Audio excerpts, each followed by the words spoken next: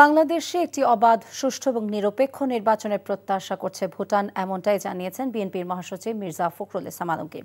রাতে রাজধানী হোটেল ইন্টারকন্টিনেন্টালে ভুটানের প্রধানমন্ত্রী শেরিং তোবগের সঙ্গে বৈঠক শেষে কথা বলেন তিনি।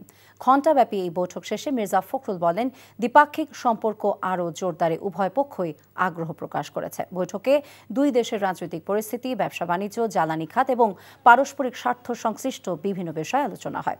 এর আগে রোববার সন্ধ্যায় ভুটানের প্রধানমন্ত্রীর সঙ্গে বাংলাদেশ জামায়াতে ইসলামীর আমির ডাক্তার শফিকুর রহমানও পৃথক বৈঠক করেন। এ সময় দুদেশের স্বার্থ সংশ্লিষ্ট বিষয় নিয়ে আলোচনা হয়।